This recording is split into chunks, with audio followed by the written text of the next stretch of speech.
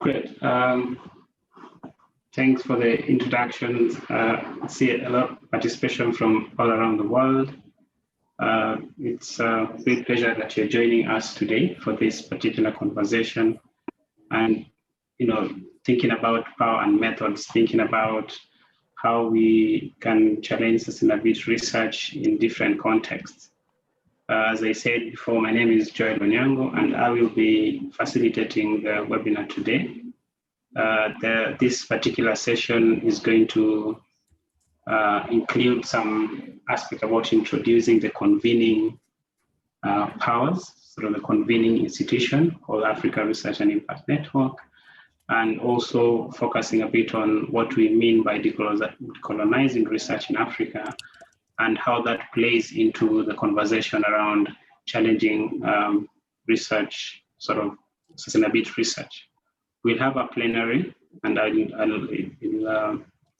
introduce our panelists later on, and then we'll share a bit of a wrap-up and next steps, including some launch of our next step of events. So just to go on, ARIN in itself is basically a network that is allowing people to connect and also perpetuate peer learning. And in peer learning here, we are not just focusing on learning from an academic perspective. We are looking at that relationship between research, policy, and practice. There are over 80 fellows at the moment from different African countries, and you can join even from diaspora as long as we are focusing on connection and peer learning within the context of what we are doing now.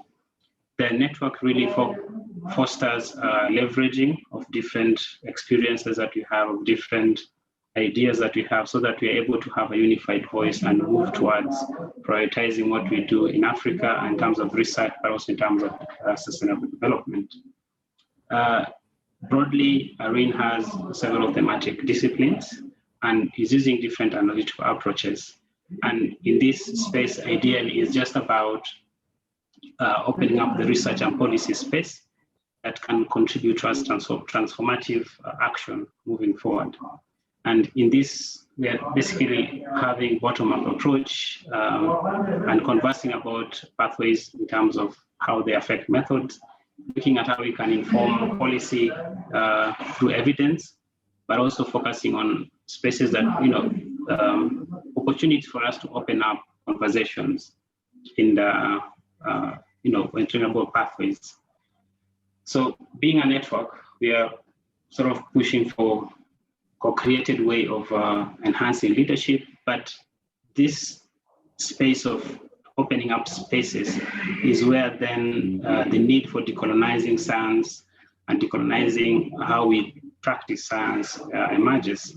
And what do you mean by decolonizing methods in our context is that we are thinking of basically opening up that space for free thinking, opening up the space so that we can be able to innovate and be able to engage and research effectively. In the broader scheme of things, it almost borders scholarly activism, because we are saying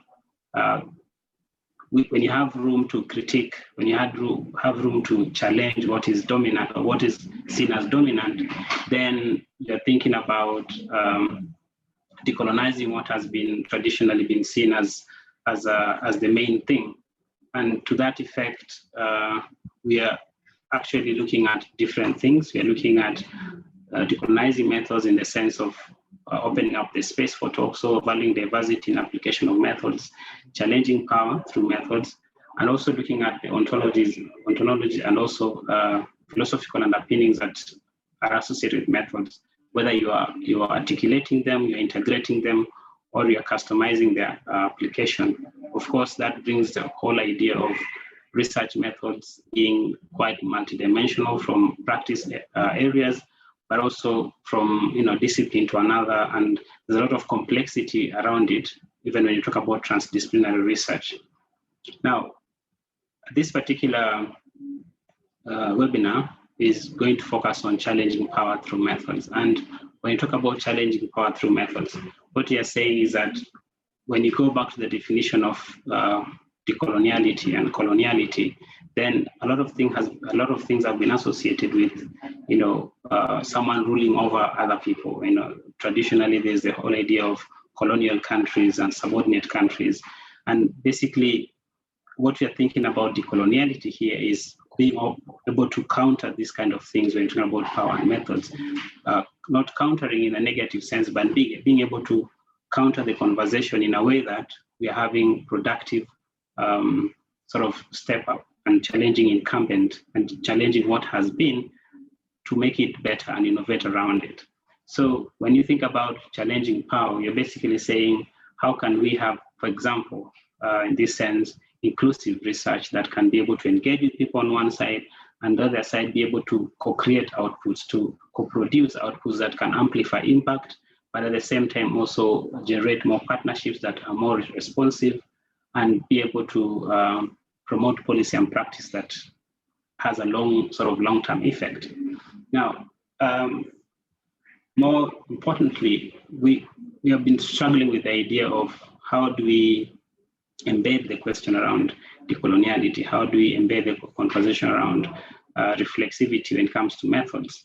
And here we try to synthesize what this might look like, because we can have in any discipline, in any power play, in any research agenda, there's always some kind of dominance of who does what and where.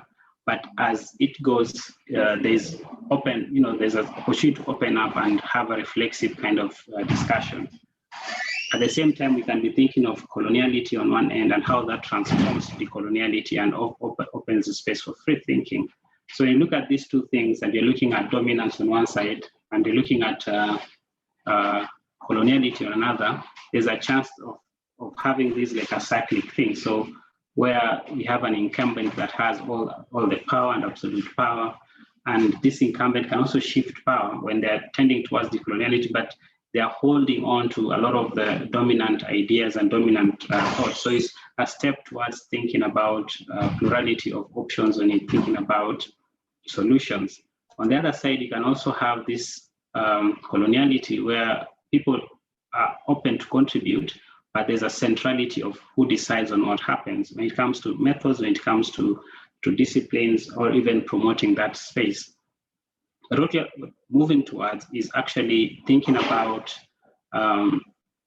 decolonizing, but also sort of distributing power, if I could use that. So shifting power to different peoples to make decisions, to innovate, to have free thinking, and also produce solutions that are context dependent. And when you think about all this, and this centers the conversation you're having today, and our conversation today is actually trying to have a dialogue with different partners, with different practitioners, researchers, and trying to answer the question as to whether there is room for decoloniality in the broader scheme of things, and whether that decoloniality is one of the steps towards challenging power, especially in sustainability research. So today we'll have a plenary session, and our plenary session will have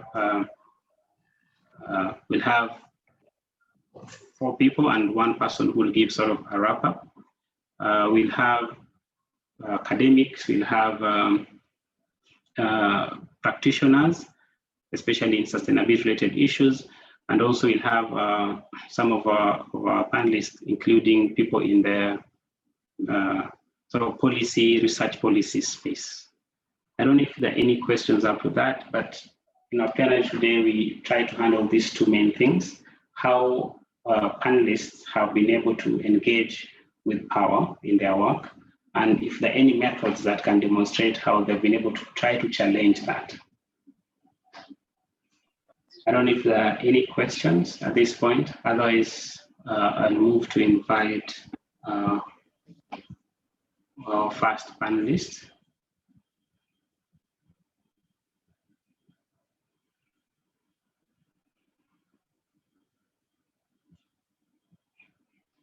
All right, at this point, I'd like to invite Kennedy Mbeva, who has been working a lot in transnational environmental governance. He's also pursuing his PhD, but he's also a deputy convener for the Africa Research and Impact Network. Kennedy, in your perspective and in your work as a policy researcher, how have you been able to work around issues related to convening, to engaging with power when it comes to sustainability matters? Thanks a lot, Joel. And I think it's a great pleasure and privilege to be part of this very interesting conversation. And I thank everyone as well for taking your time to join, and I look forward to a very interesting conversation. So I think I'll share a few reflections on the topic of the day.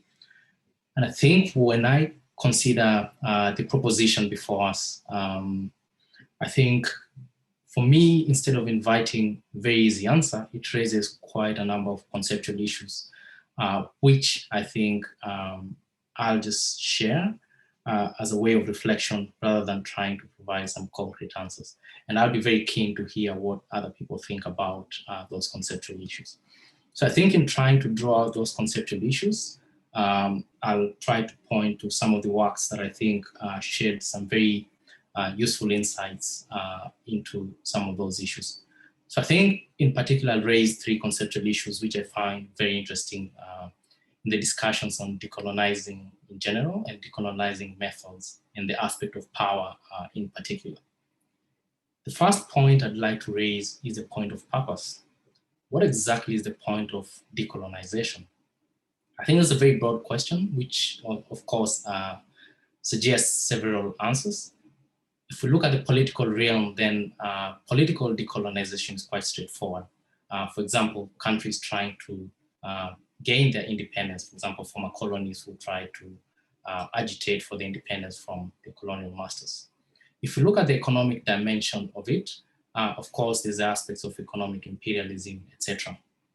And that would be sort of the purpose of economic decolonization, is trying to remove the colonial aspect in economic relations.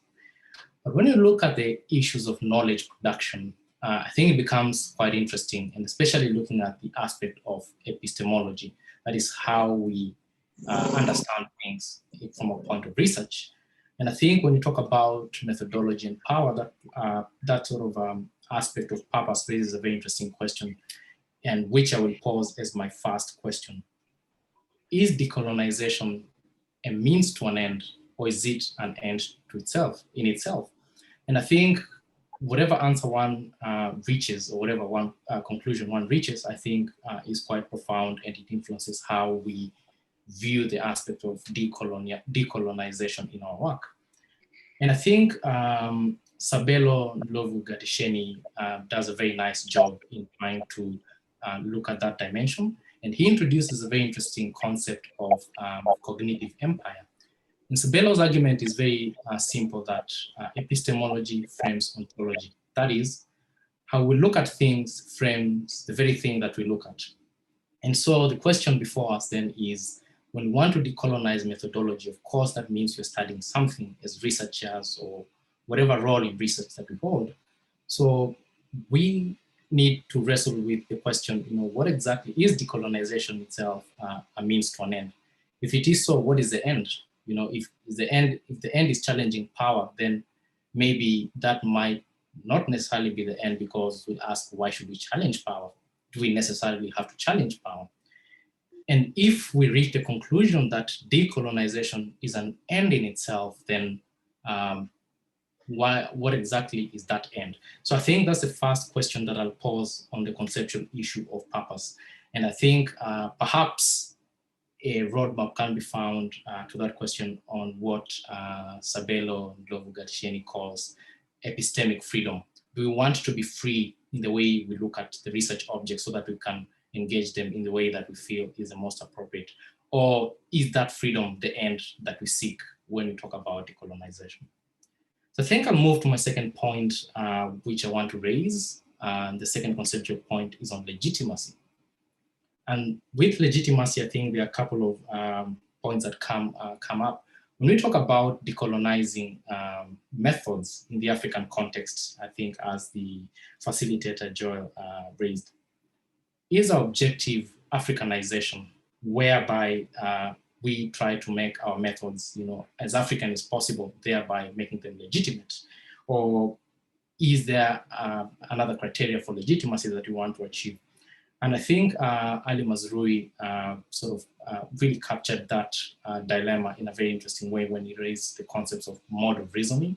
That is our totality in the kind of education system where we live, how we grow up, and how that influences the way we think, or ideological orientation. So do we want to completely change our makeup as researchers in terms of our education system, of what we've learned, how we live, how we engage? Or do we just want to shift our ideologies from one kind of ideology to another?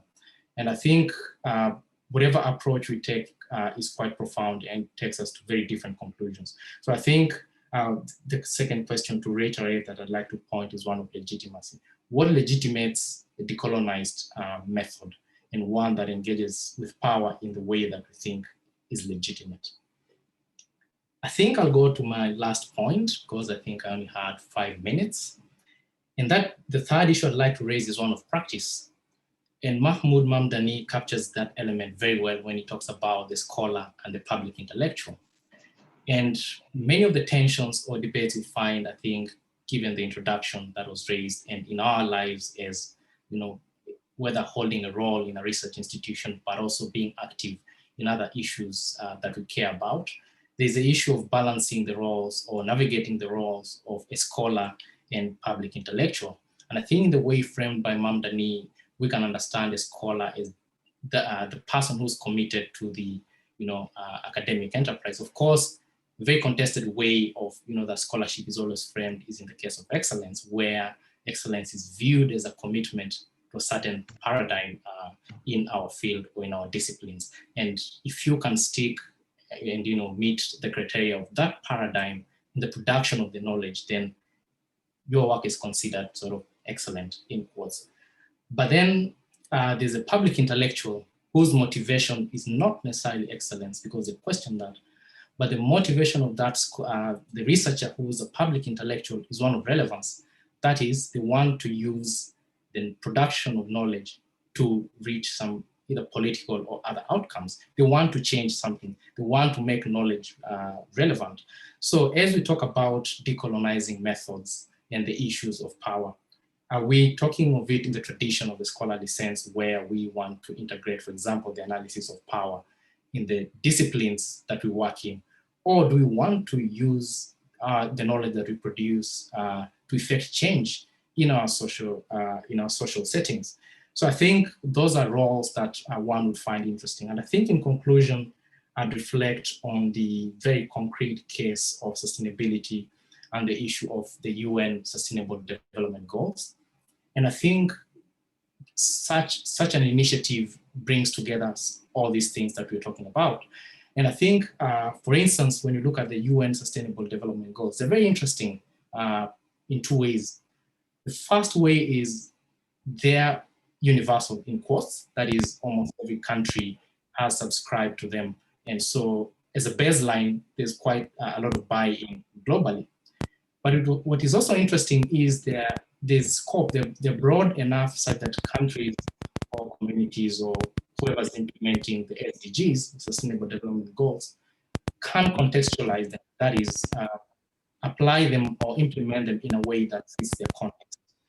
And there are many other examples that one can draw on. So as we think about our roles in decolonizing methods and the role of power in that, maybe we can reflect a little bit more on our roles as scholars and public intellectuals, not necessarily in a mutually exclusive way, but where we fall on that spectrum.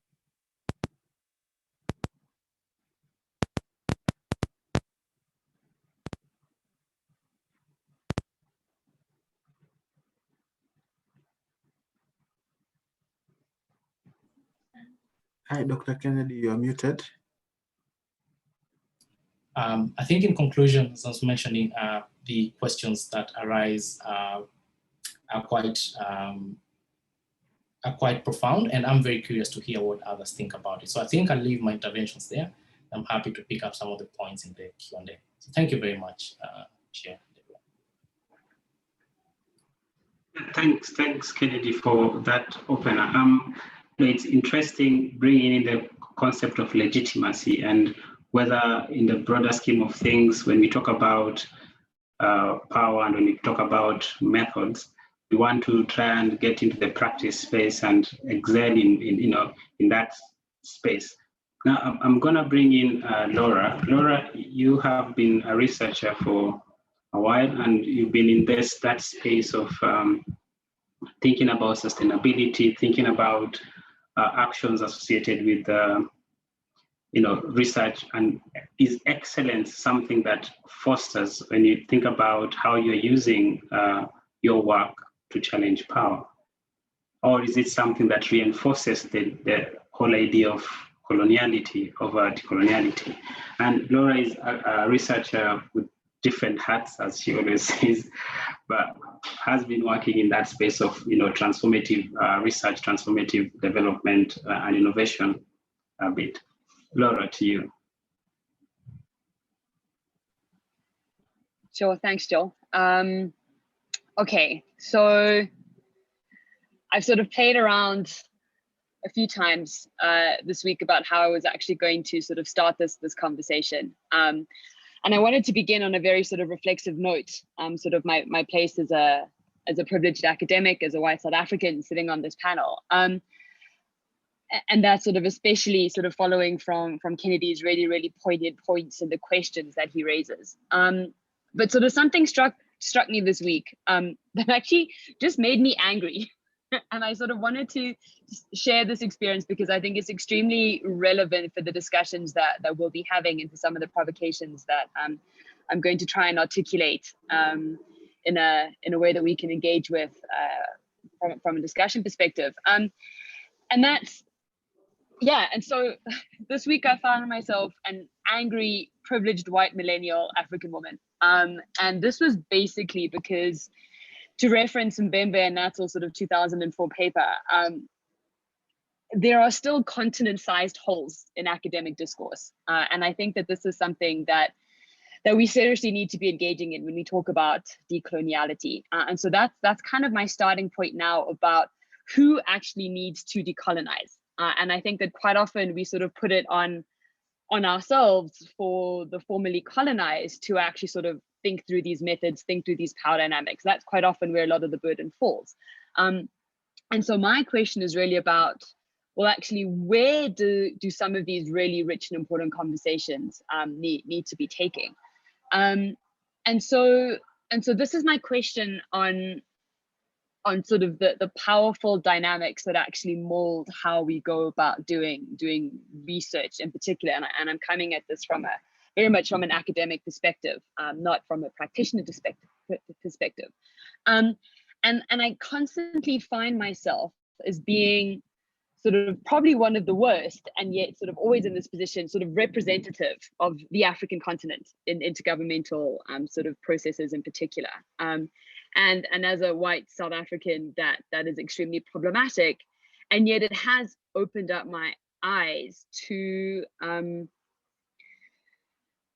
the potential role of infiltration of new ideas into these spaces that actually tend to dominate, and that kind of that cognitive sort of coloniality that Kennedy was referring to, and the need to actually potentially be infiltrators in these spaces to be able to sort of provide alternative perspectives, to open up to the diversity of ways of understanding and knowing and being that we know exist, but that still just hasn't really permeated academic discourse.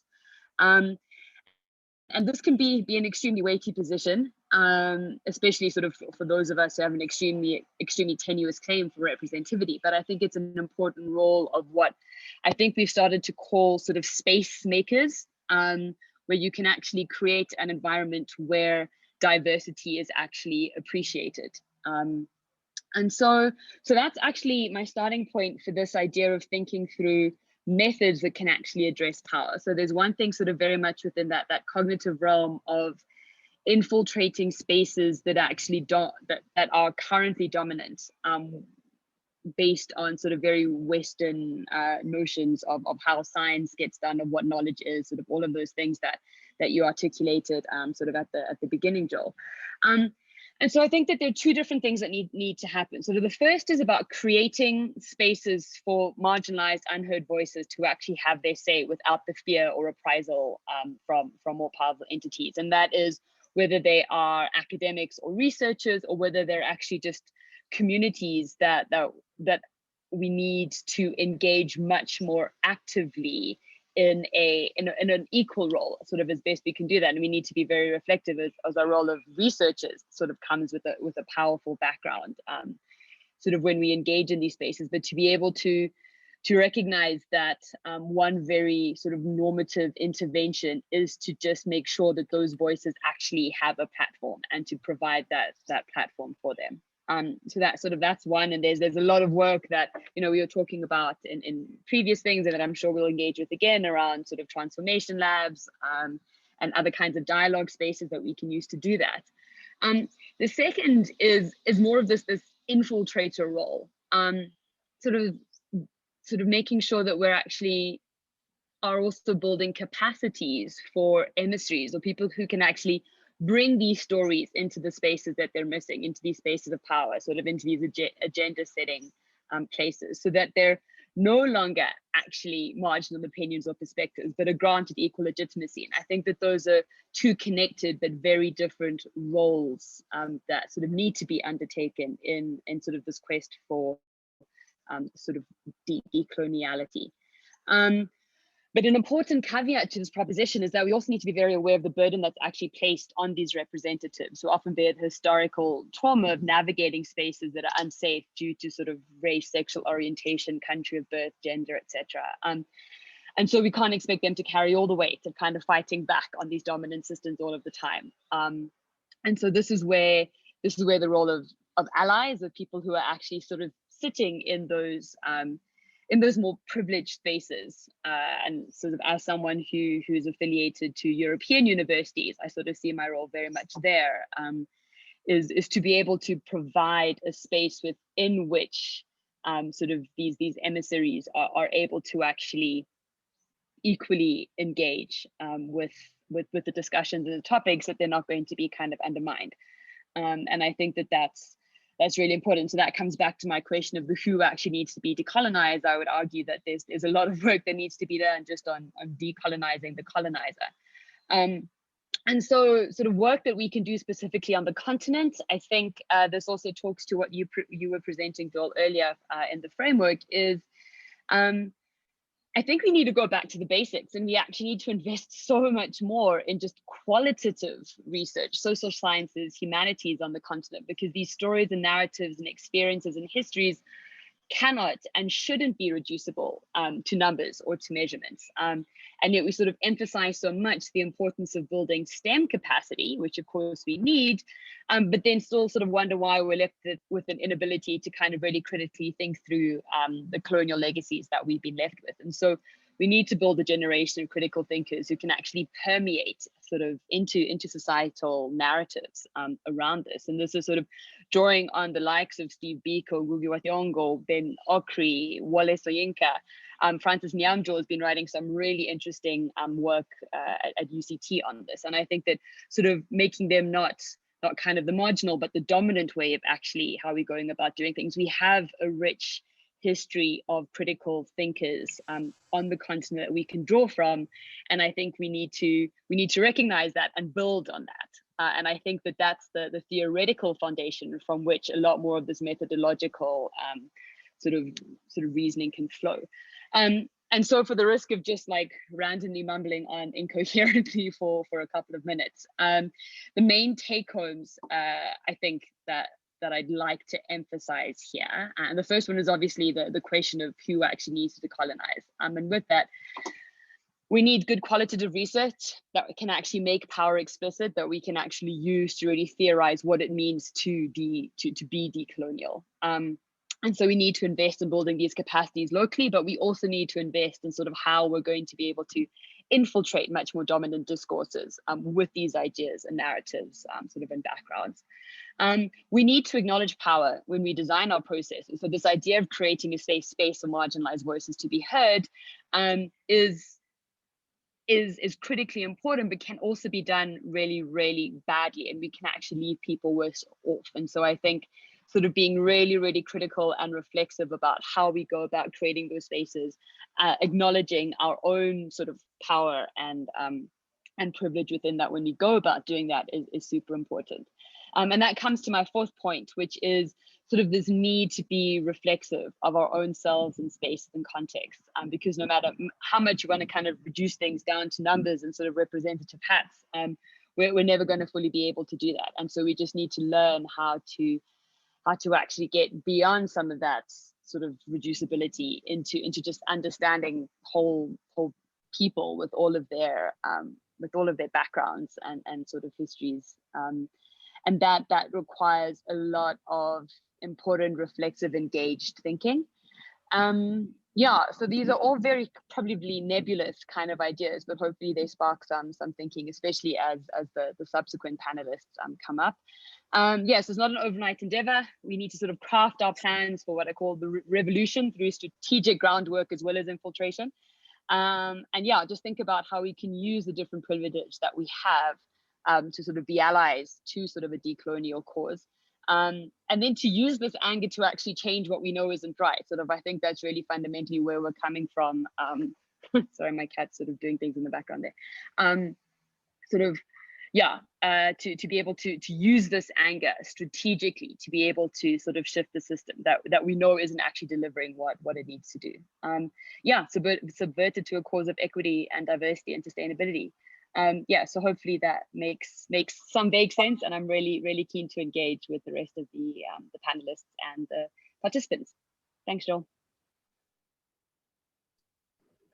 Thanks, Laura. That space for talking about decolonizing issues and focusing on decoloniality is a very interesting bit that brings in conversation. And I like the second bit you're talking about using privilege as a space for infiltrating the whole, set of questions that we want to get towards.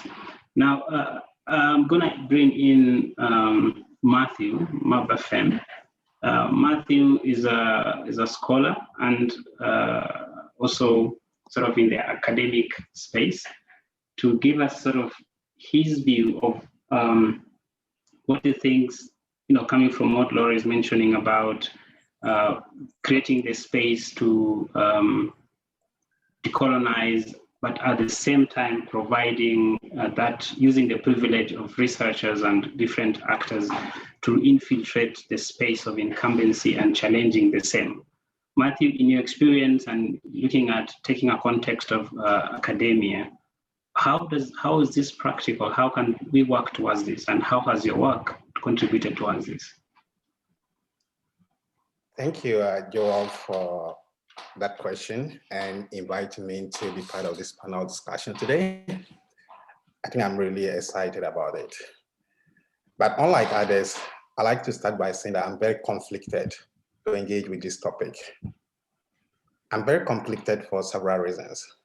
And one for the fact that perhaps I might, in my line of research and engaging in community development activities, may be a representative of power. And starting from that point, I would like to ask myself, where do I stand?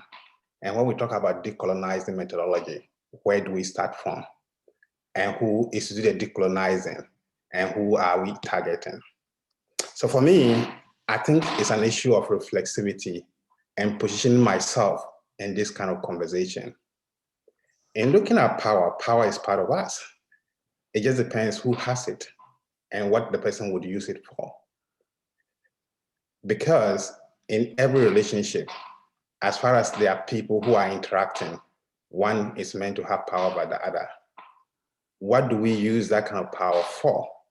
And when it comes to research, by the mere fact that a particular person has designed the research and going to engage with research participants to engage or to gather data or whatever it is, in itself is a power relationship.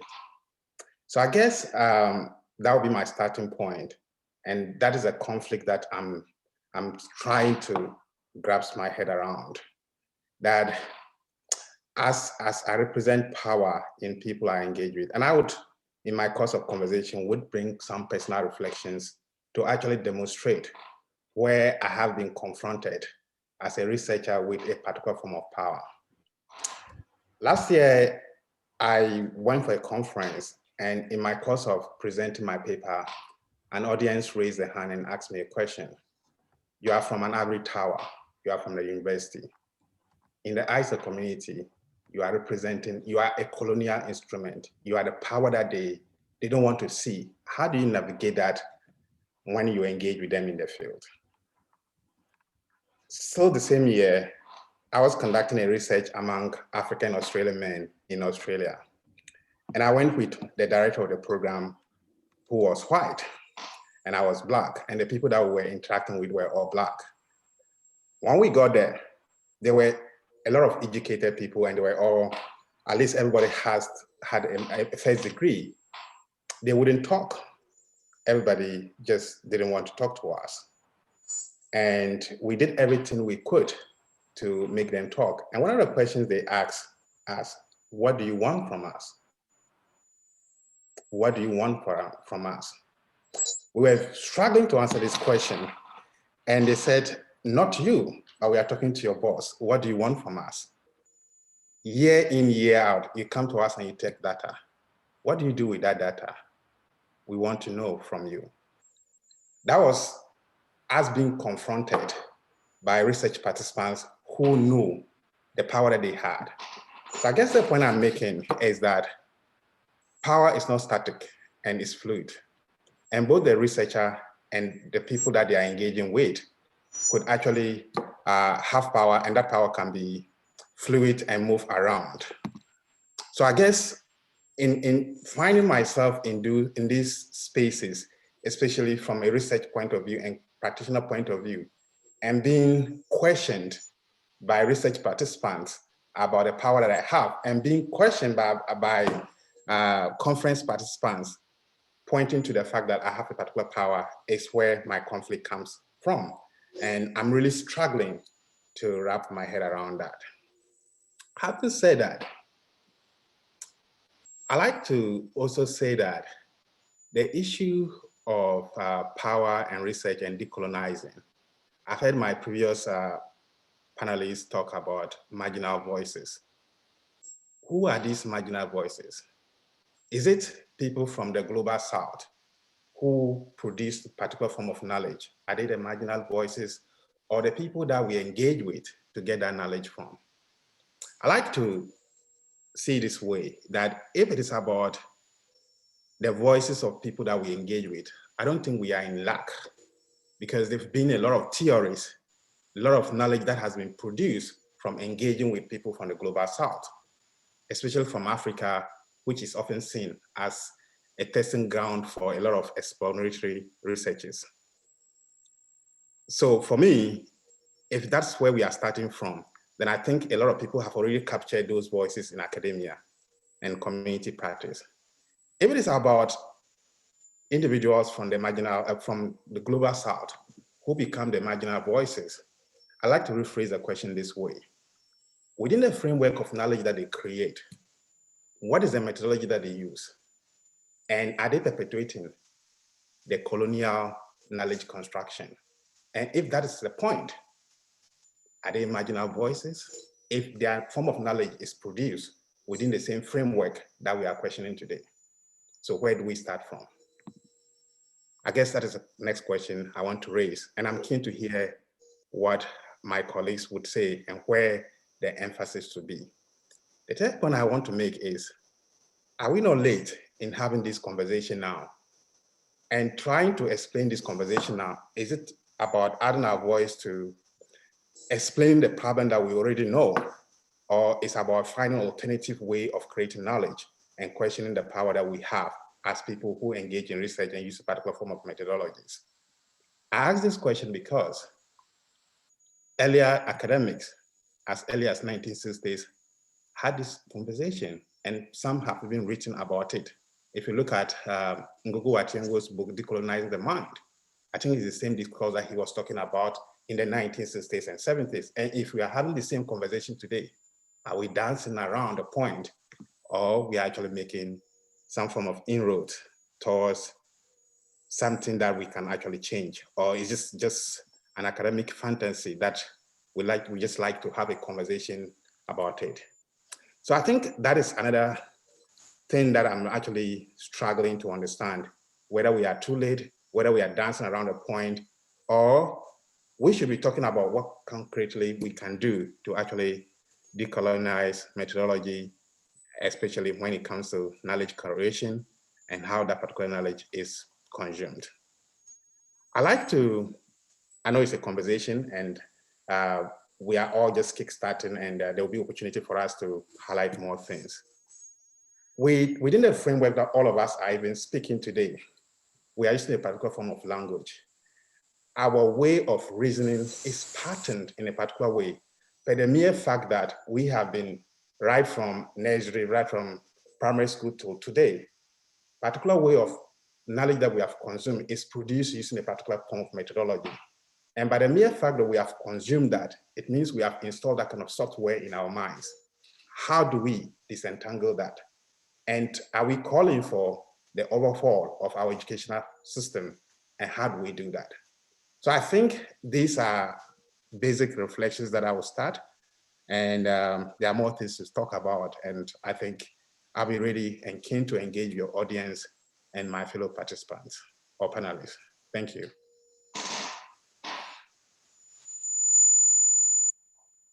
Thanks a lot, Matthew. I mean, bringing that question of what are we actually concretely doing, and without excuses to be able to challenge the dominant.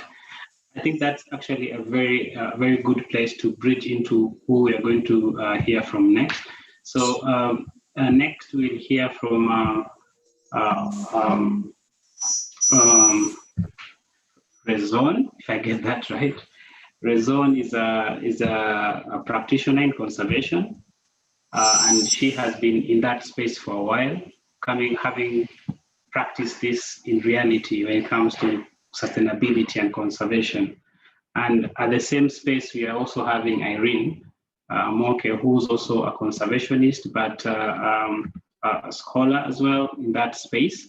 And when you're thinking about what has practically happened, what has been done, what could happen, I'd like to invite these two to just share the experiences in how the whole conversation about decoloniality in practice looks like, you know, in terms of what they have done in their work, and at the same time, what it looks like for them to work in that space on practicing conservation and sustainability issues in their respective work.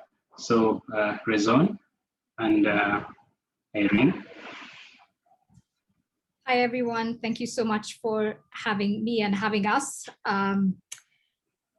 This has been a very, very interesting discussion, and also very thought-provoking from people who I'd say very sadly represent the bottom. I say sadly because, you know, we are also people who have, you know, studied, as Matthew was saying, you know, have had first, second, and some third degrees. And so there are places in which we should not be sitting here to represent people who are living on the ground, and for us living, you know, closest to the resources that we work with every day. I work in lion conservation, and so does Irene. And I want to come at this from an article that we put together because we have started to think about these issues. We are not privy to these spaces that exist in the research world. So we've come at this from maybe a more practical place where we see human-wildlife conflict continuing to happen.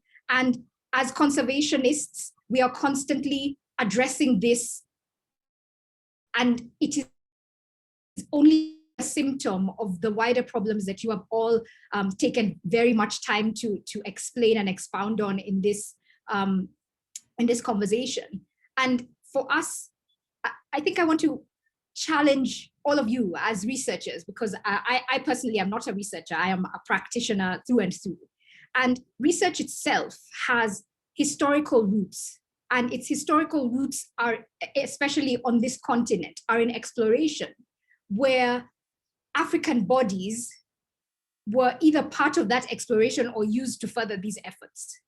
So we watch this. We've watched the fact that, for 100 and more years, the project, the colonial project, has continued to be to separate Africans from wildlife as a rule. The exclusion of people not only from wild spaces, but from the decision-making tables, that where the things that matter very much to them are not privy to a lot of that, which is why I feel very sad to be representing them sitting here.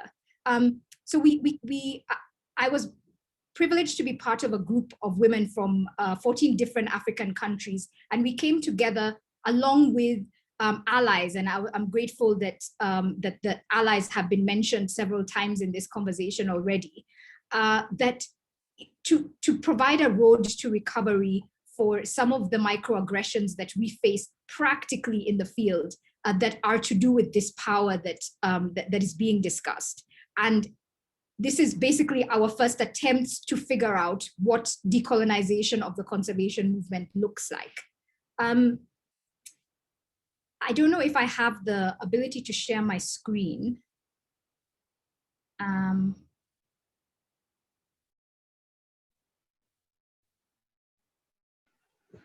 Yes, we wrote an article in November. Great, perfect. We wrote an article in November to just provide some very, very simple, practical examples of what these sorts of power dynamics are. They come in the simplest forms, but they really have the power to wound, and they have the power to completely disempower people who are working in conservation. So I just wanted to share a few of these examples very, very quickly. The article came out in Mongabe, and it is called A Road to Recovery for Subtle Racism in Conservation. This very simple example is basically about a woman who was, the linchpin in solving a major problem in her community. But because she is a traditional and a traditionally dressed woman, she's not given any of the privilege that she, not just privilege, but any of what is needed on her end, the recognition that she is actually the fulcrum of this issue. She is the one who has solved the conflict, but everybody else looks at her as just a traditional woman.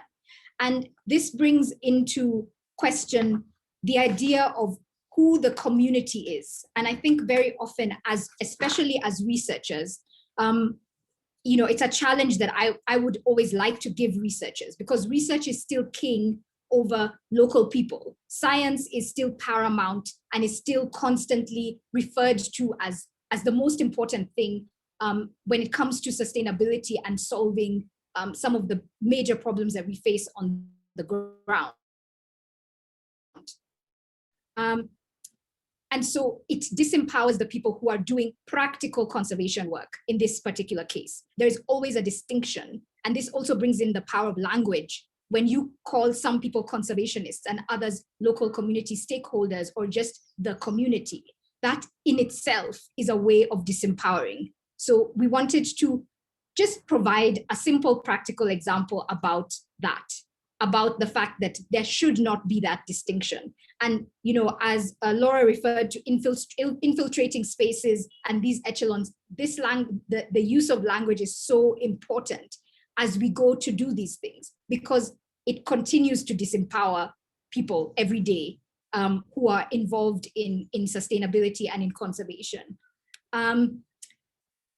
This is an example that I believe has probably gone around, and I don't know if you've spent any time discussing this in your previous forums, but Asha DeVos wrote about parachute science in great detail last year and in other years, and I know quite a few others have been writing about parachute science, and I think it's I won't spend very much time on this example because I think that the whole discussion that we've had until this point really refers to this. It refers to the fact that, because of the flawed workings of academia, the local scientists, the local themselves are completely shunted aside.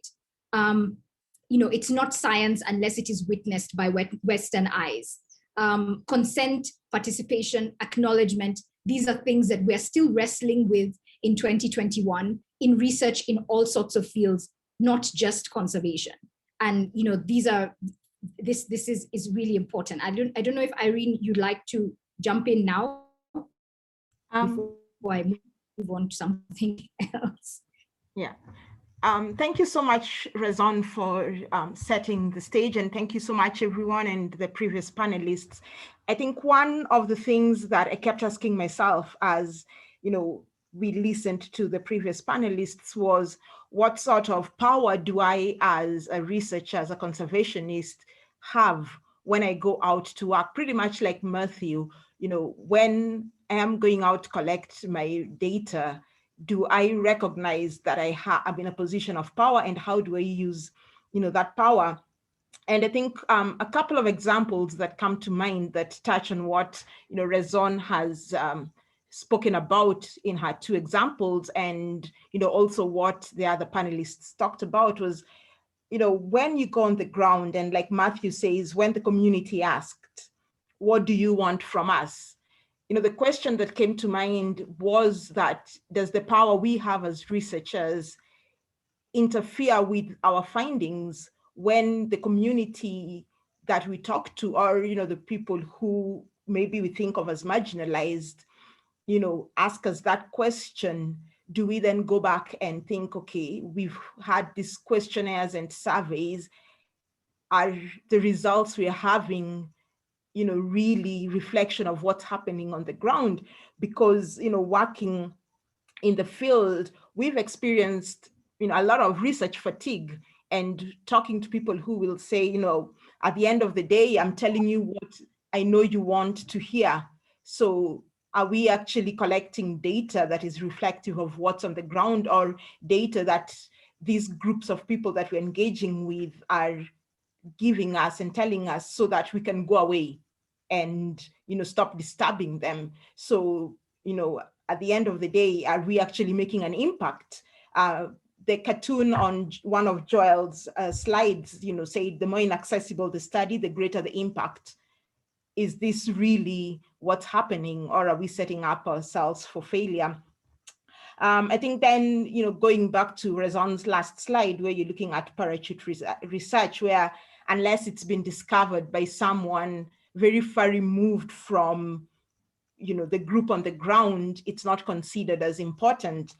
I mean, something that's, very real is when you look at the field of botany, a lot of money is being spent looking at cures, and, traditional knowledge is not being tapped into. And a lot of this is in a way dying out, when you look at medicinal plants, talking to, communities, why is it that we don't listen and value what they have? Why don't we value the knowledge that's been passed through generations? And, in a way, we are reinventing the wheel. We're just reinventing the wheel using very, difficult words. But all this is stuff, and these are things that are already known. So I think as researchers, and as, I guess, even practitioners, we need to start thinking, can we step away from this power that we have, that we may not even know that we have, and actually listen and be keen? And, going back to Matthew's question, are we just going around in circles? When are we actually going to stop, talking about all the issues, and start acting and paying attention to the people who've been in these spaces longer than us? Yeah, thank you. Yeah, and I'd also just like to maybe end by referring again to Joel's slide about the inaccessibility, and challenging everybody who's on this call, who is involved in research, a challenge from those of us who are not involved in, well, our organization is involved in applied research, but we're not involved in research in the same way and in the same depth and breadth in which many of you are.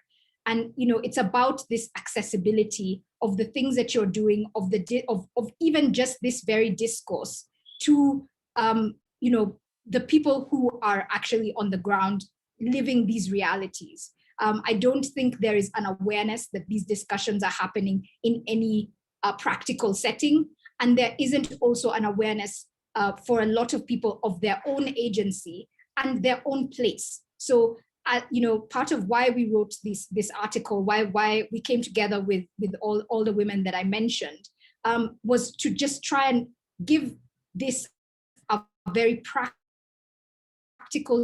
spin, and to make sure that it is as accessible to anybody who's able to read and write and can pass this sort of information along, so that we create more power and we create more agency, because we are creating that new level of awareness. And I do hope that this discussion, as it carries on, will also help,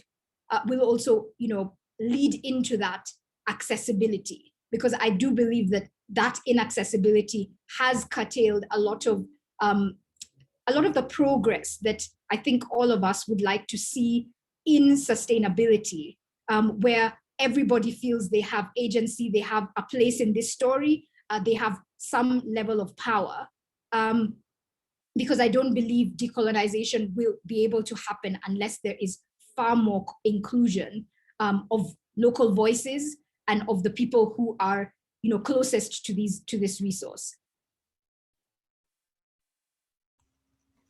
And yeah, I think just to add on to what Rezon has said, I think a challenge to this group, and it's very academic, and as Rezon said, the two of us are practitioners. I would like to see dialogue being used to shift the power bases. How can we, or how can you, this group, as academics who've studied decolonization and have had these discussions, how can you then bring it to the ground, to the very grassroots, to that basic unit of what you're talking about? And how can you use dialogue to shift this power?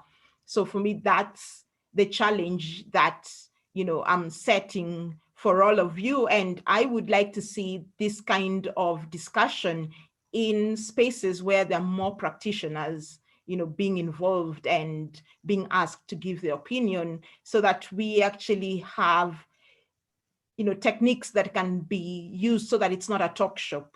So we've talked, so let's go and change it. Yeah. Thank you. Thanks, Rezon, thanks, Irene, for those very insightful comments, and actually giving food to the whole body, because then we have to talk about actual things that are happening. A lot of things are emerging, what's the role of everybody here in pushing towards, decoloniality, for example, or challenging power in that space when it comes to methods. How are we dealing with resource governance constraints, or rather, is it about resource governance issues, or more about the challenges of decoloniality, even if it's a need? The politics of knowledge, this is very interesting.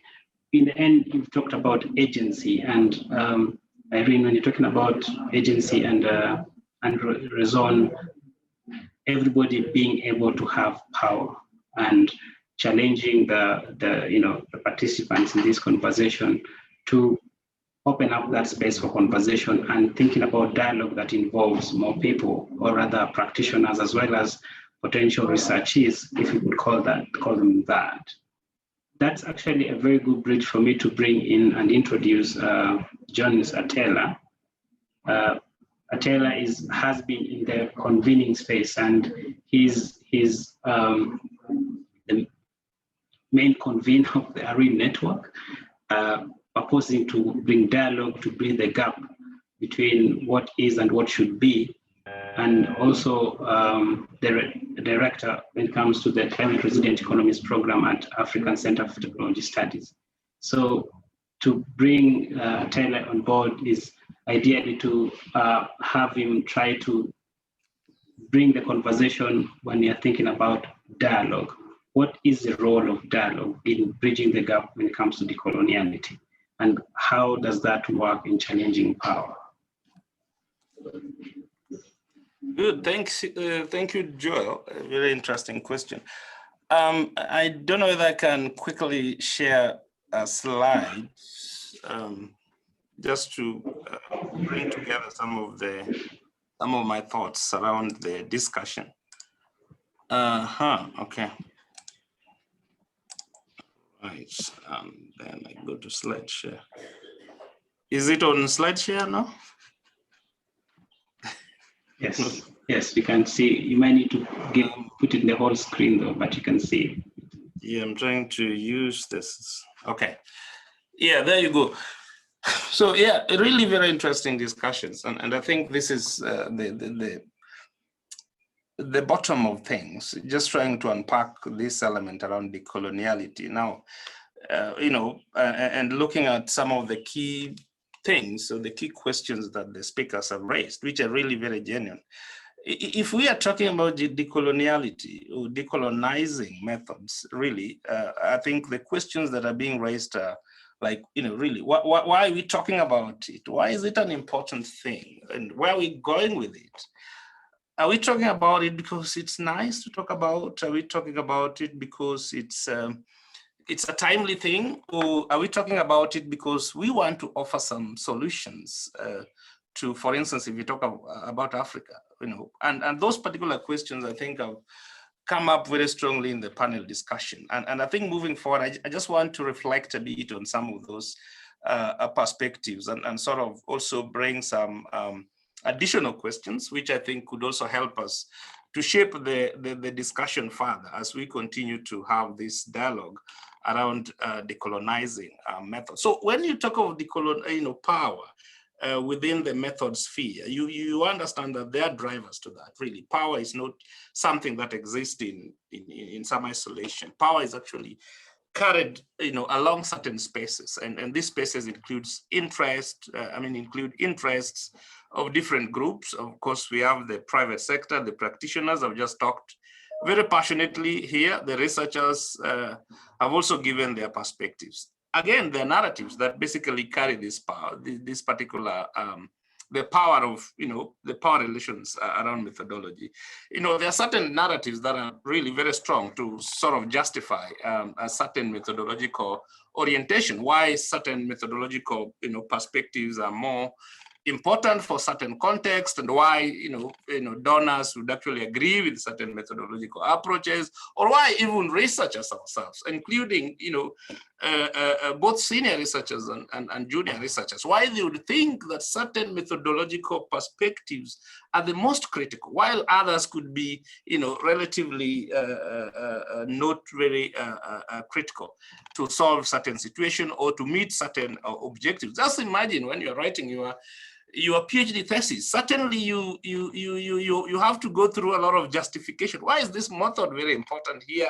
Why is this one not important? And why are we, sort of scoping out and preferring certain methodology? So there is narratives that really, carries that element of power around the methods. But of course, these narratives, again, as very clearly demonstrated in the pathways approach, they are actually carried by a number of actor networks. These are expert groups, these are institutions that come together to profile certain methodological agendas and all that. So all these things need to be well understood. But again, it is not just that. The manifestation of the power relations, when you come to the methodological sphere, basically is very clear in terms of the various ways in which we operate, the various systems within which this particular methodological elements are actually embedded. And these are, elements to do with partnerships. Within partnerships, our partnerships are structured, our partnerships are sort of anchored, and how they sort of define what manner of methods or what choices do they make in terms of certain or particular methodologies.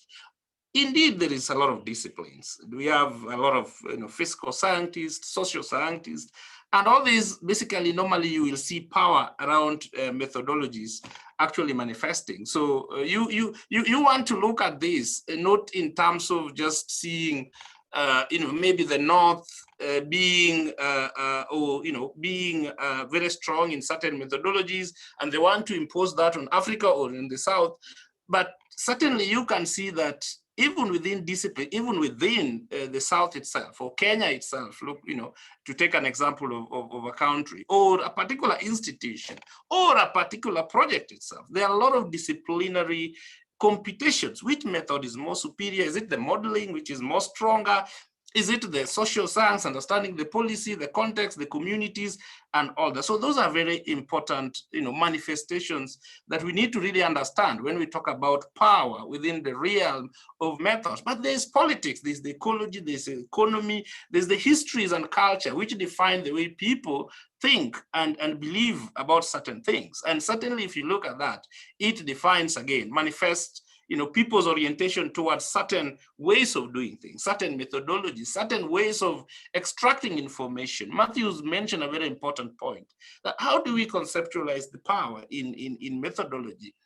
As a researcher, maybe you've exercised some power over the local communities by being so extractive. Every time you go back with questionnaires, you want to extract more, you call them for discussions, not even the communities alone, but also the stakeholders at certain higher level, always calling people, we have this validation workshop, and giving them your thoughts and all that. When we do that, we certainly are practicing power. So we need to think about this much more broadly. Experience and dominance. We have the seniors versus the juniors, where the seniors feel like perhaps the way we've done this thing over the many years is the way to go. And then, that then closes spaces for some of the innovative sort of new ideas that Laura was talking about to come into space and infiltrate that particular dominance. So there's a lot of things which basically sort of help to manifest the power relations around methodologies. But moving forward, really, looking at these particular ideas and this space that we've talked about, the different drivers and the way they manifest, what is the purpose of decoloniality, which I think is also something which has come out very strongly. Decoloniality in this case does not mean we are going to throw away or throw out all these interests. These interests are very important.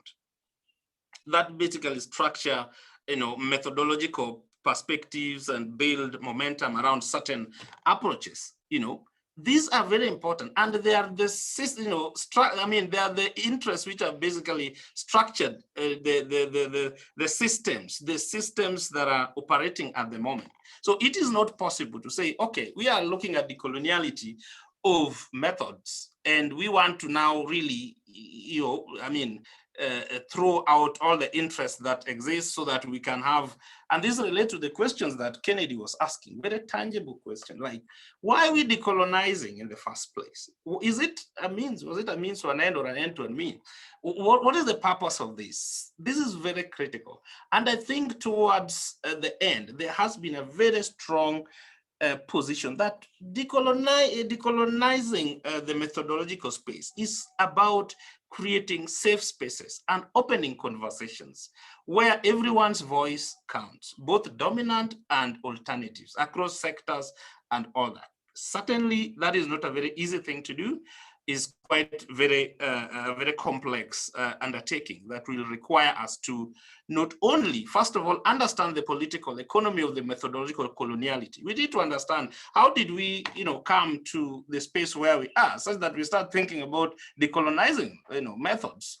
What are the experiences? What are some of those, power relations? What are some of those actor networks and narratives that really, perpetuate certain methodologies over others? And why is that happening? And who are the people who are behind this? What is the role of different people? What is the role of donors in this? If donors are only, very passionate about certain methodological perspectives, you will realize that then, that brings a very strong network. That's certain, that would, support particular views or particular, passions towards certain methodological elements. So we need to understand the whole spectrum of the political economy. And I think, Joel, as we go through this debate, and we are looking at some of the products coming out of this particular debate, including a book, which I think is very critical. How do we embed this kind of also understanding within that book, that we are able to understand this particular, the political economy of coloniality? How has it happened? And what are the spaces for us to bring in the elements around decoloniality? But also we need to ask hard questions. And one of the hard questions that I think has been asked across the panel is that, where are we decolonizing to? And for who?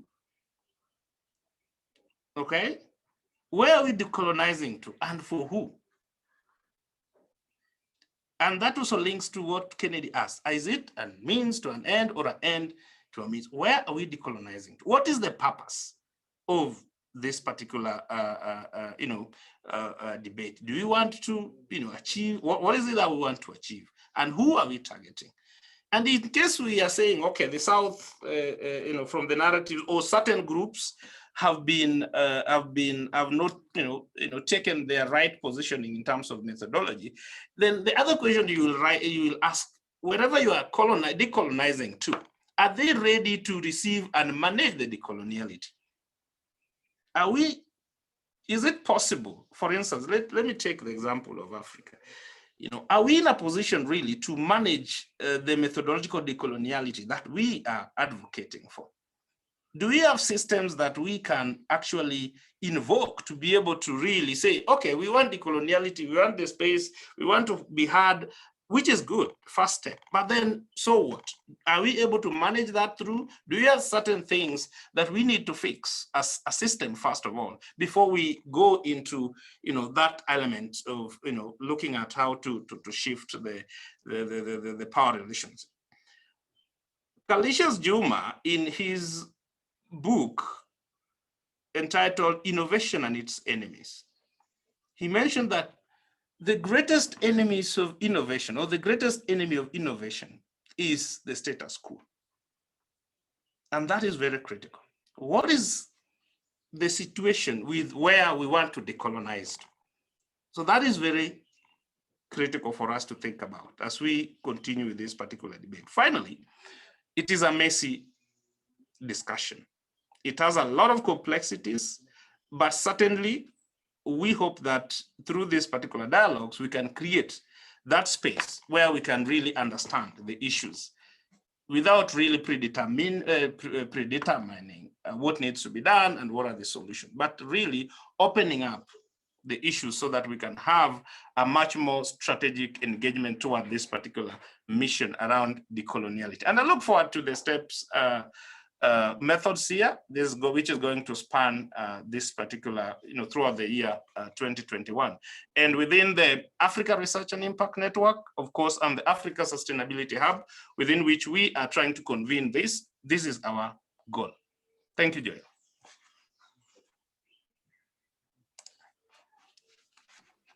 Thanks, Johannes, for that. I mean, it really starts opening up more and more questions, because from the beginning of the conversation and from listening from Kennedy and other panelists, there are more questions emerging than actually the need to know what next per se. So I would like to open the floor for a few comments. I will basically start with the panelists to give some quick comments to respond across. I'll start with Rezon, and then Irene. If there are any quick comments to really wrap up your conversation, it's welcome. Rezon, please. Yes, as I mentioned, and I keep mentioning, I come at this from a very different angle as somebody who's not a researcher. And I've heard several of the panelists asking the question, why are we decolonizing? Who are we decolonizing for? Is this a means to an end? Is it an end to a means? And I would like to, I don't know if it's a challenge or a counter or just a comment, to say that it is a means to an end, I do believe. And the end is just the idea of having a decolonized space, having a space where yes, we are all equal, but righting some very serious injustices that were created by the colonial, project and the colonial mindsets that continue to exist. Practically on the ground, I'd like to just give one example in conservation, which is the militarization of conservation, which is a very emotive and continuous project that happens across the continent. The fact that guns and boots on the ground have become far more valuable than human hands. The fact that indigenous people are constantly facing very aggressive attacks because of the idea of this, the predominant and prevailing idea that there must be militarization to protect wildlife. That is a colonial idea. That idea came from hundreds of years ago, where Africans and wildlife were separated as a rule. That happened and continues to happen through our governments. It happens through all of these projects. And I think the previous speaker spoke about happening through donors and the things that they are currently interested in. The idea of decolonization is a very important idea. It should, as much as we should question the cycle, I don't think that it's a project that should in any shape or form be kind of put in limbo and stopped just as we contemplate it. I think that it's something that really must happen, because it does have a human cost. It has, the colonial mindsets have a human cost. It may be from a racial perspective. It may not be from a racial perspective at all. It may be just from the idea of the researcher who is the explorer and therefore is the one with the power, which is why Matthew would be asked the question, what do you want from us? Because it is always a question of being taken from. And this is what we experience when we are working with communities, with local people living nearest the resource. This is the fatigue that they have constantly experienced. And I do think that even as we contemplate this idea, it should not be reduced to just inclusivity. This is definitely 100% a question of injustice and righting the wrongs of injustice and changing these mindsets. Yeah, thanks, Rizwan, for that reaction. Yeah, I don't know if Irene, you have also a quick reaction, because then I'd like to also bring in a comment from Marina, where she's talking about capabilities to be able to challenge the dominant. And are we talking about institutional level kind of aspects? Are we talking about individual levels? And how would that happen? How would we do that? So as you respond, Irene, also, could it be possible that you try to explore the perspective of building that capability? Are we looking at institutional or individual level in some sense that can act more specifically for practitioners? Thanks, Joel. I think for me, saying that, we've talked and we've shared ideas and we've shared experiences, but practically, how do we go and challenge the status quo? Because, going back to that question of, are we going to keep going round in circles and, keep talking about it? How do we go and make that change? As Rezon said, there's a human cost to it. Looking at it from conservation, how do we make sure that the people who actually make conservation, something that the rest of us go do, are part of this discussion? How do we expand dialogue? And, I'm sort of going back to the same thing, we've been talking about. We need to take the next step. How can we move from talking to actually going to implement? And, that's a challenge to everyone. Again, as Rezon said, we are practitioners on the ground. In our own way, we've started working towards it, but in a very small, limited capacity. How do we make sure that this is expanded across the whole field? And, other other sectors as well. So, I think we've had, very long, complicated discussions here. For me, I want to see action. I don't want us just to talk about it from an academic or theoretical point of view. I'd like to see and hear, so what next? What are we going to do to change it? So that's, again, still the same challenge I had and still put out to all of you. Yeah, thanks, Irene. I'd like to bring in Kennedy. Question of, so what? How are we going to do this? I mean, you raised pertinent issues in the beginning, questions about purpose, legitimacy, and practice, putting this into practice. So how would you say we'd go about this? What are the methods that we can use to challenge this incumbency? I think that's a really good question. And I think at first, I think I'll remark the very fascinating conversations that have been happening, at the panelists and also from the chat. And I think if there's one point I'd like to maybe home in, or the takeaway point for me, is a point on reflection, and more importantly, on self-reflection.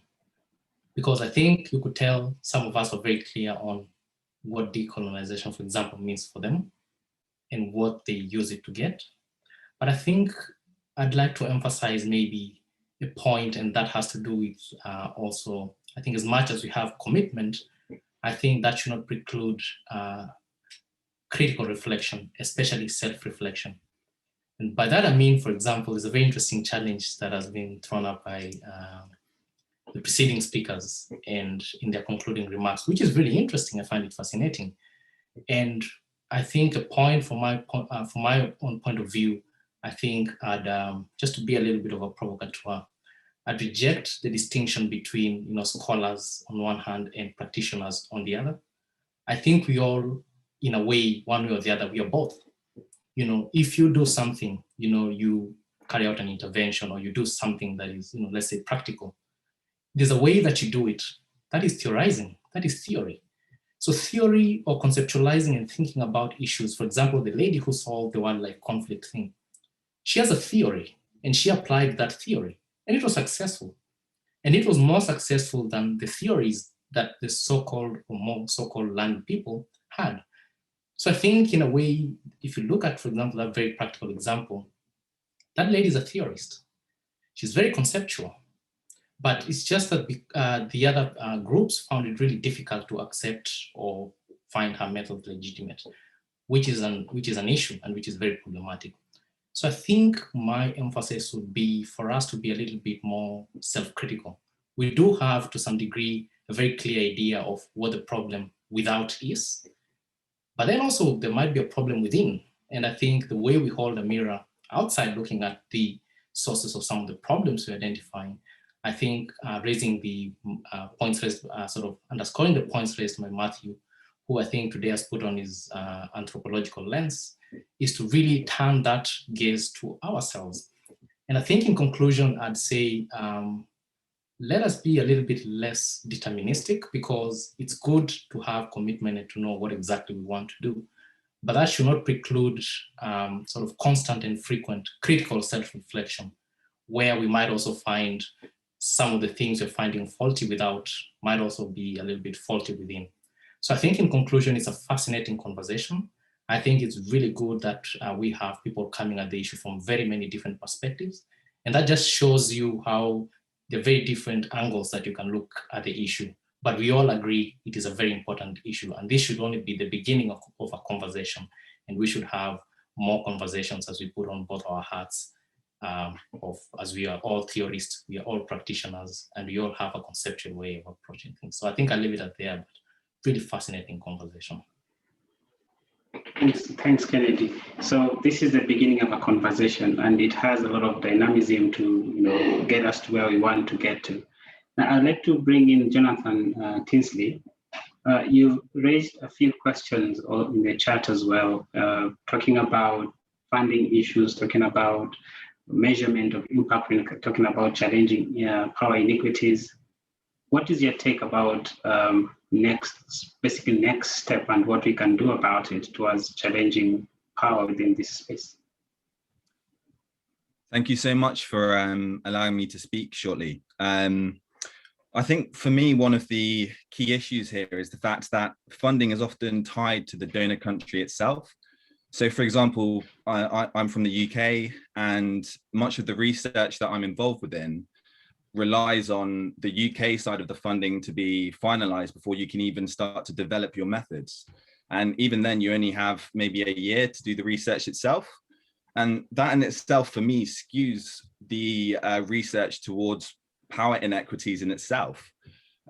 In order to really ensure that the research is beneficial for the people being researched, I think that you have to do proper participatory research design, which you can't do unless you have the funding, because it's driven from where the funding is actually coming from. And so from its very outset, it's likely to be biased. It takes a long time to properly develop research with people who are being researched. And so I think the key problem here is actually the centralization of the funding.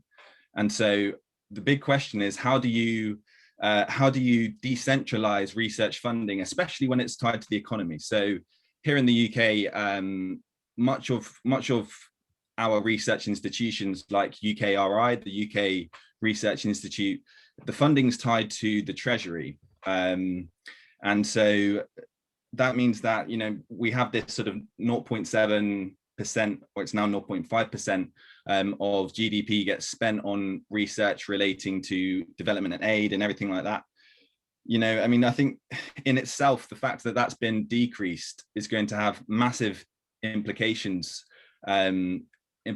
for where research is going and such things. So I think finding a way of decentralizing the allocation of funds, I think, would go really quite far, but it's a question of how do you do that, because it's so inherently linked to the motivations of whoever's funding it, and in this case that would be the UK government. And I think the reduction in development and aid spending at a time when GDP is already dramatically reduced due to COVID really demonstrates that. So it seems to be a case that you raise a point and it only leads to more difficult questions, but it would be interesting to see if anyone else had some thoughts on how you might decentralize the allocation of funds. Thank you. Yeah, thanks, Jonathan, for that. I think that's at the center of a lot of the dimensions when you talk about dimensionality of research. There's funding, there's disciplinary authority, there's legitimacy questions. And Adriana has sort of done some work on this, and from a perspective of Bolivia. Adriana, do you want to share how this conversation fits into the work that you're doing in Bolivia? Yeah, hello everyone. Thanks you all for letting me to share our experience. What we have been doing in Bolivia with the communities, mainly Quechua communities from special indigenous people, was approaching this, some of the difficulties that they have in how they can't really take the lead in their own lands. This is the point. The point of they want to have a new law where the government says, okay, you need to be self-sustainable and you have the possibility to have your own lands. But at the end, it is again all these power discussions that we have, and when we're discussing with the government, the local government, the communities, we saw that all of us, we were having a monologue, yeah, not listening to each other. Exactly what ARIN and Reason were saying, yeah. And so we came up with a new proposal methodology, decolonizing the dialogue. When we look at the different bibliography, most of the people likes to talk about dialogue, but in fact, though this dialogue is a monologue where everyone is listening to to themselves. They don't listen to the others. So we propose a methodology that is based on the indigenous perspective of what dialogue should be. And the dialogue must be a way of putting us outside and try to really paying attention what the other is telling us, what the other really want to raise as a problem. It is not our problems as researchers. We have an idea that maybe because of the literature review or whatever we have been doing, or because of the funding, as the previous person were saying, yeah, many other people put the topics that should be there in the research, but we don't listen to people, and the people, they have their own agendas. And if we really want to do a transdisciplinary and a decolonizing research, we must listen to the people. And then what we found in this listening dialogue that we call it as a methodological approach is that we need to pay attention to our own ideas that we're trying to come and to convince the others before listening to the communities. And in this listening dialogue, we are based on the fundamental ideas of the Andean people, where they said we need first to pay attention to this complementarity of people. Yeah, they said in the Andean thought, they said we are complementarity. We are in a couple, man, woman, sun, night, moon. Everything is in double. And if we don't have this complementarity, we are nothing. This is one of the first roles that they propose. We include these ideas of the Andean philosophy, where we need to be correspondent to the other. We need to be complementarity. We need to have the reciprocity and try to build a really plural way of being. But us as a researcher, we need to decolonize for ourselves and paying attention to all these different kind of preconceptions that we bring into the dialogue. Just today I got the news from the journal that our paper was accepted. So I will share with you if you want. You can send me an email and you can read with more details what we have been working with the communities in Bolivia. Thanks, Adriana. I mean, that space of localization, indigeneity also comes to a lot of discussions about methods and challenging power, going back, so sort of unlearning, the whole conversation about unschooling, and that's really an interesting perspective and actually a practical method that we can try to see if actually decolonizes the space around research. I want to bring Laura. Laura, you initially talked about the space about infiltration of idea, the space to actually create conversations around this. But now we are having the question of this kind of dialogues. Are they really dialogues? Are they more of monologues in some sense? And if we are to bridge that gap, you also need to recognize localization of options, and you also need to think about priorities, say funding priorities from the government, from the West, and the local realities that we are experiencing. How do we solve this? What would be a suggestion in this? How do we solve the problem of the current academic structure, Joel, in 10 words? No, I mean, I think that we're having really important conversations, and I think it's really interesting how the bugbear that a lot of researchers have brought up on just how the scientific endeavor is structured, the incentives, the funding, sort of all of the things, like how we go about doing research, which is sort of a colonial project. You know, how the fundamental problems with that has actually sort of started to be at the core of the agenda that we're discussing now. And I think that, so they're two, maybe more, sort of multi-level spaces. So sort of when I was sort of giving my reflection, it was very much at this global level of how we actually engage with the dominant discourses of how academia is currently structured and done. So when we look at the decision-making outputs in the environmental sphere on what governments are asking us to do, whether it's the IPCC assessment report, or whether it's around biodiversity, or whether it's UN Environment's Global Environment Outlook, those are very much structured still around these sort of conventional notions of how research should be done. And so this is where the idea of infiltration came in. It's like, okay, no, we need to operate in these spaces. We need to sort of do the revolution from within, as it were, to be able to reconfigure some of what is actually valued, so that we can actually understand and recognize that it's not what the scientist thinks of as important that's necessarily valuable, that actually the local experiences, the knowledges that are embedded within place that have sort of like histories of understanding context is actually what we need to be drawing on, and actually sort of understanding more.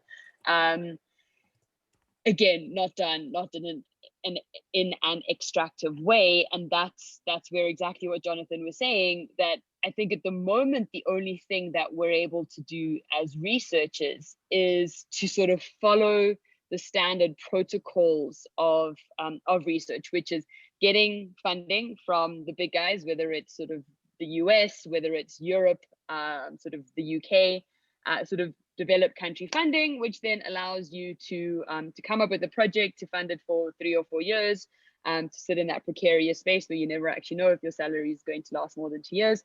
And then once you've got that sorted, where you have to come up with the research question and a case study and all the rest, go into a space and try and do as good a job of transdisciplinary research as you can. So it sort of comes from having already built up relationships with communities, to actually work with them to understand, well, what are the challenges you're facing? What can research do to actually help you? And an example I have there is, for example, indigenous food. So I work a lot with indigenous crops in Southern Africa, and there are big question marks around nutritional content. Sort of like there are a lot of historical sort of narratives and understandings, cultural histories that sort of talk to how important certain foods are.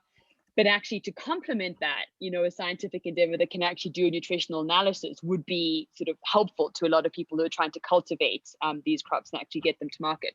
So I think that's the example of a relationship where actually research or science can actually help quite fundamentally to a challenge that a community is facing.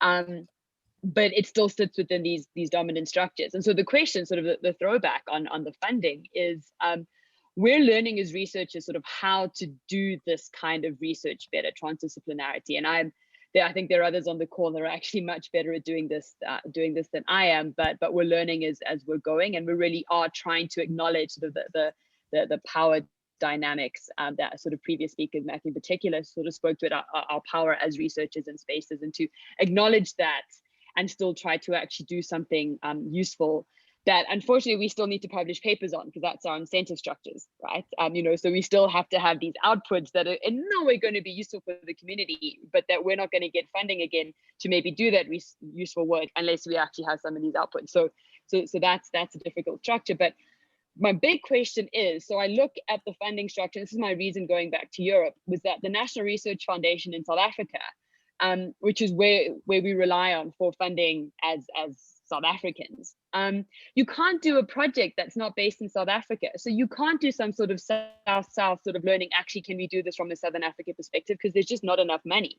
And so we rely on UKRI initiatives where we're very much like the developing country partner on this. We're not setting the agenda. And so can we actually encourage governments on our continent to sort of prioritize this kind of research, and social science research in particular, because we've realized how important that is, and actually fund that so that we are more empowered to hopefully do the kind of more transdisciplinary research that I think everyone on this call is acknowledging needs to be done.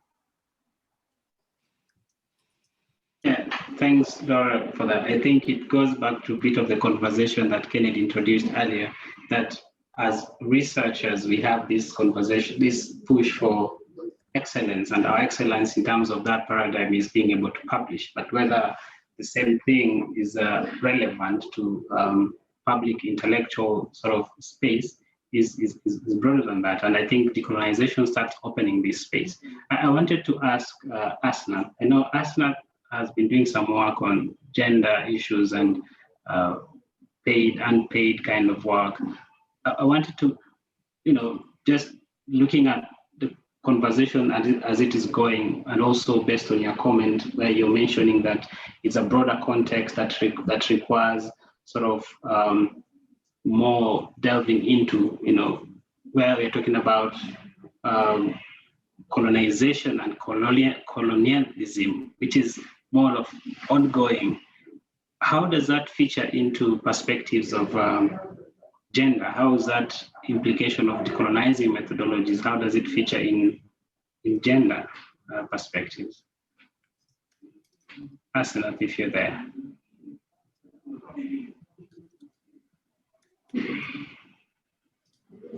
Oh, it seems that she's no longer here. Then I'll move to a comment from for Matthew. Matthew, you wrote a lot of aspects related to role and your position. What's the position of the researcher when you're thinking about the broader context of decolonization? How does that fit into the whole politics of knowledge issues? And we are looking at different dimensions of it, including, of course, the question that has been raised by Jonathan about gendered nature of challenges associated with decolonizing methodologies or decolonizing research. Thank you. Thank you again for asking me that question, and to also provide my conclusion thoughts on this very important conversation. In my earlier highlights, I think I touched on the complexity of the situation, but I'm also one who believes in little steps that you can brighten the corner where you are. And if all of us as individuals begin to brighten our corners and challenge some of this stuff, then collectively we'll get to where we're aiming for. So for me, I think the issue of decolonization has to begin with each and every one of us. And as my earlier colleagues have already mentioned, the issue of reflexivity and being honest with ourselves of where we stand.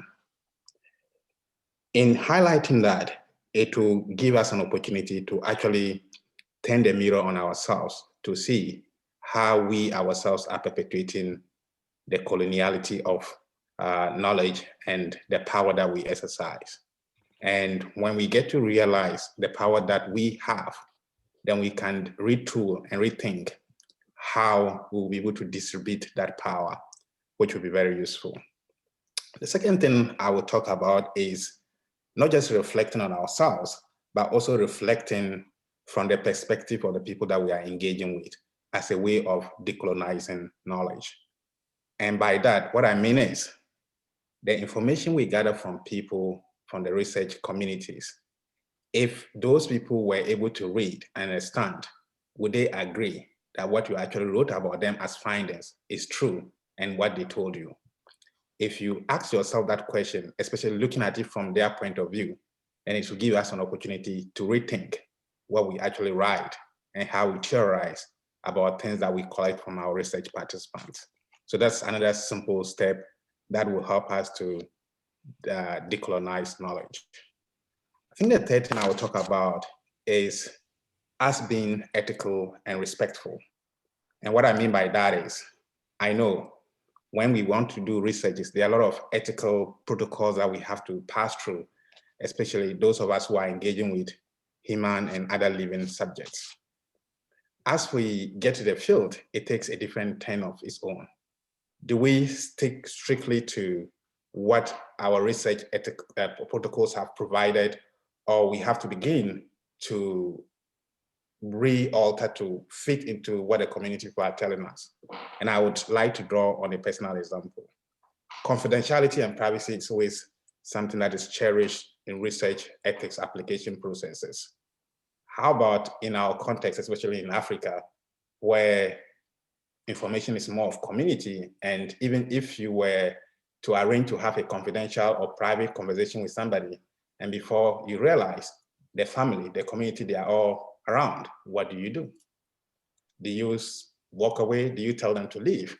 Or you have to continue the conversation in the midst of all other people? And are you breaking that issue of confidentiality and privacy that you had agreed on?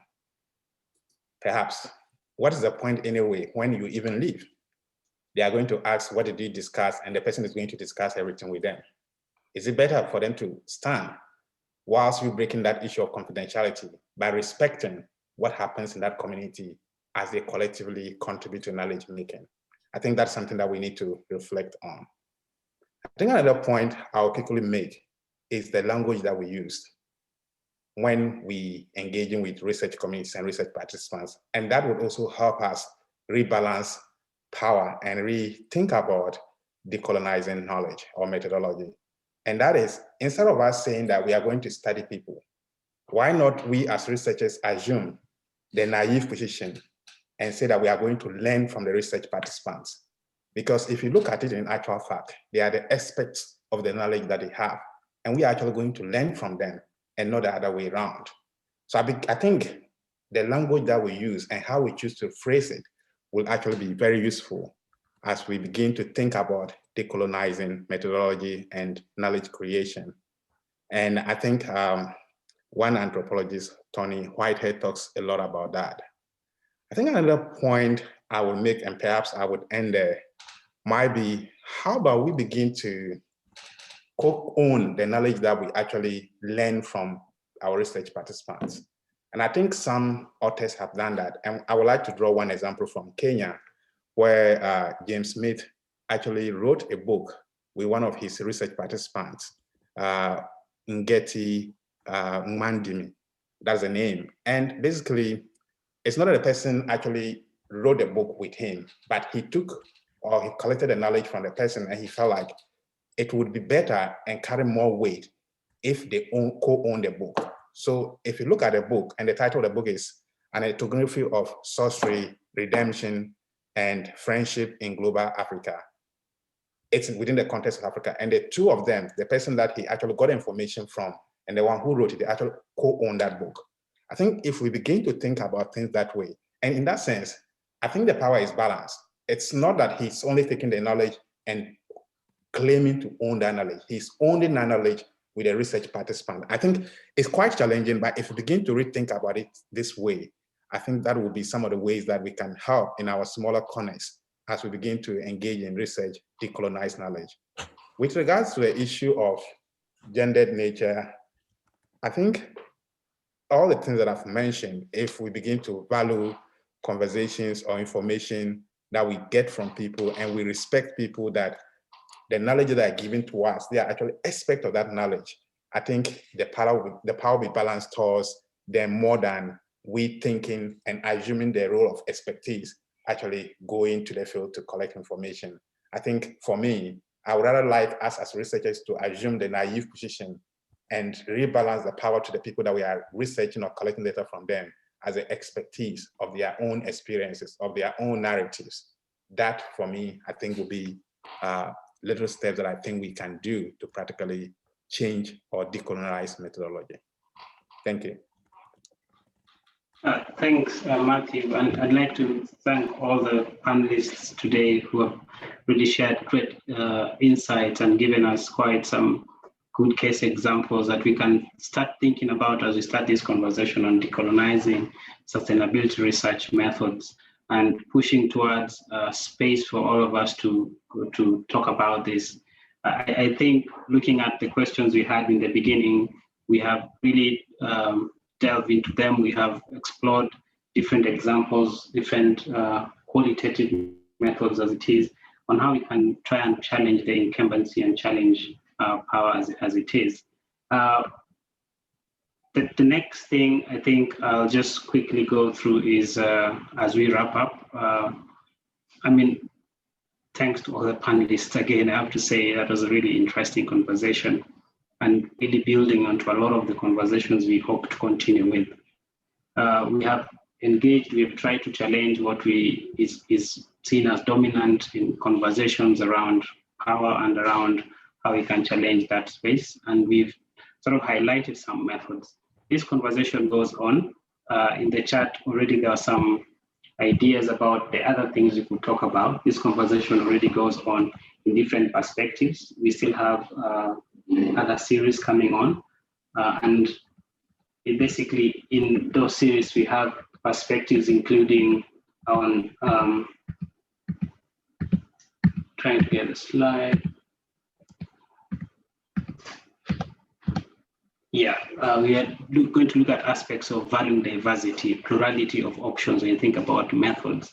We are going to look at some of the philosophical underpinnings, you know, what are the ways in which we want to change what has been more dominant when you're thinking about epistemology kind of points.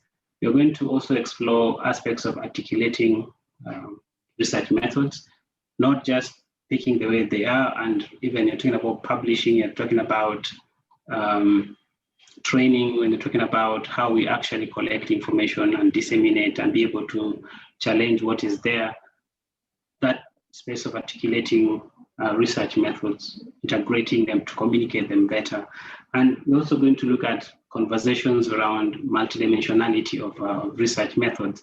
And in this context, looking at funding options, looking at who's publishing what are the metrics for measuring that kind of impact. So this conversation goes on, and it goes on in different perspectives, one of which being the summers, the seminars. We are also going to have a perspective around a book project that is going to focus on different themes, including having some case studies that demonstrate the kind of conversation we've had today. We are going to have discussions that try to look at the theory around decoloniality and how it's been put into practice. We're also going to look at implications of this, and looking at that as a book project is anyone who's been in this call, basically we are going to share with you the official call for contribution to this book with the nuanced requirements and the publication space. We are also very proud to announce that we are going to have our summer school also focusing on decoloniality. And here we'll be looking at how do we enhance capacity to be able to challenge the dominant idea so that we stop talking, having the talk shop as was referred to already in this conversation, and start going towards actual action areas. And this summer school is scheduled for August. And again, participating in this call, we're going to share with you the call for submissions and basically invite you to be able to either participate as a participant, I say, or also be a facilitator for those people who would want to delve in this space of decoloniality and how we focus on research methods in that space. I put this here, that one of the things we are trying to do, and I think John has already mentioned this, is about ARIN Fellowship, Africa Research Impact Network Fellowships, which gives us space. And I think we have several ARIN fellows in this conversation today to give us space for engaging with this kind of conversations. And as has been recommended, I think ARIN recommended that when you're thinking about this space, next time we should have more practitioners come into place and not make it too researchy, but include practitioners. So that gives us sort of an entry point for us to start talking about how you can engage in that space and how we can create this space that Laura mentioned earlier for us to collectively and in a unified voice challenge some of these dominant narratives. We're also going to have, of course, continuous seminars, and as I mentioned, you're welcome to contribute to the book project, but also participate or facilitate what we are having as a summer school that also looks at building capability in that space, in the decoloniality space. I don't know if there are any specific comments at this point.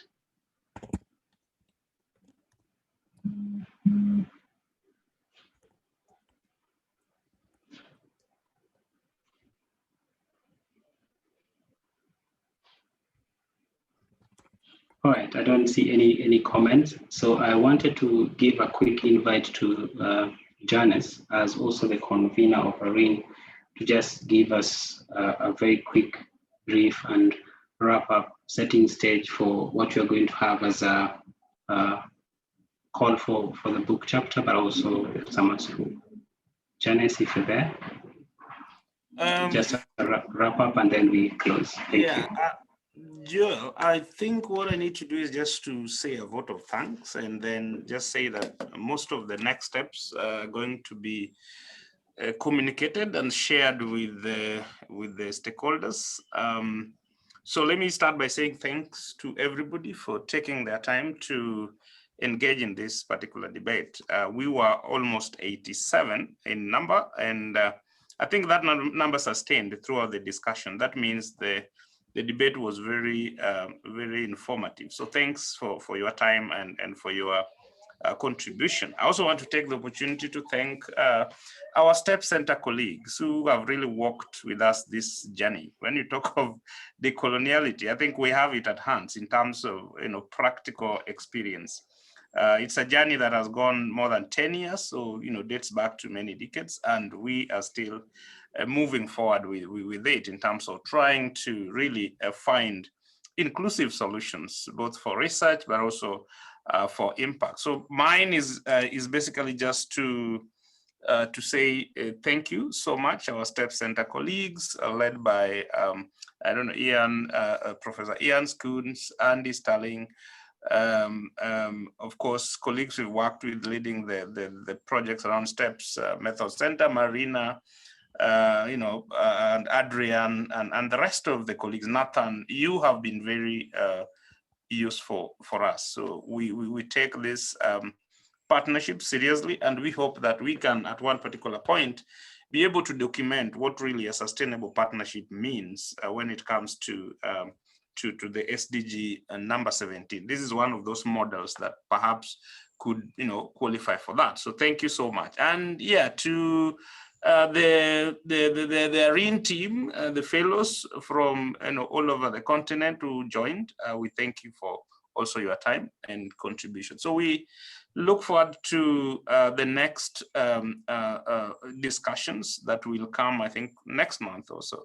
And we will be communicating this effectively to you as necessary.